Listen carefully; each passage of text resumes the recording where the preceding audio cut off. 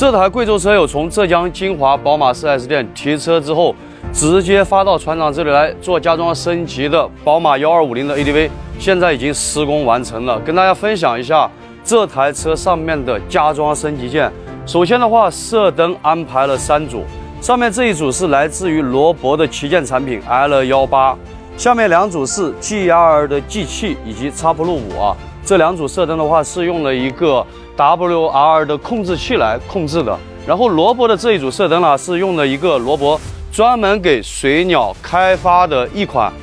离合牛角位的射灯开关来控制然后分档的话是来自于雪狼的加大黑透分档，星途行者的大灯保护罩全车部分地方呢做的是碳纤维，罗博的气囊护杠包这个护杠包的话，咱们在倒车之后呢，对车辆可以形成一个很好的保护作用镜头到下面来 ，PIAA 的高低音的喇叭以及这个射灯支架是来自于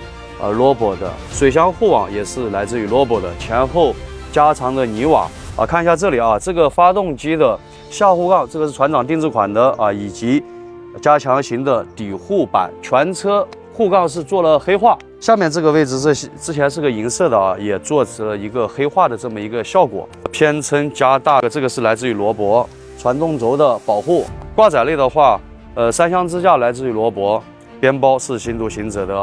2个左右边包，尾箱的话来自于罗博的45升的铝合金的，可以放下一个完整拉力盔的一个尾箱，安排了一套巴克护手以及德国原装进口的车把水晶转向灯车把转向灯装上之后呢，咱们车辆的辨识度会更高而且颜值也确实非常高。然后来自于罗博的可折叠的后视镜这个阻尼非常不错，而且这个咱们不借助任何工具都可以给它实现折叠。罗博4.5升的油箱包，车机的话安排了2组，这一组是带毫米波雷达的酷吉马的车机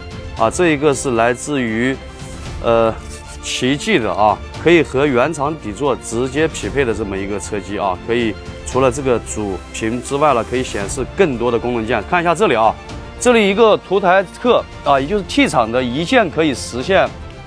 快速折叠的这么一个导航支架就是这个导航支架可以实现双联屏，罗博车把加高后移的底座以及这个小分翼是直接用黑色的给它替换掉，以及罗博的这一个无线充。这台车呢，在油箱和鸟嘴两边呢做了隐形车衣以及 GS ADV 的油箱贴，像电瓶盖、火花塞罩这些位置呢都做成了碳纤维，还安排了2组太阳能的飞机灯这个白天它是不亮的，晚上它会自动亮。这台贵州的宝马水鸟加装升级就分享到这里刚刚可能一些内部的东西还没有分享到希望在以后你加装升级的时候可以给你提供一些参考。记得关注船长，带你了解更多宝马加装升级的方案。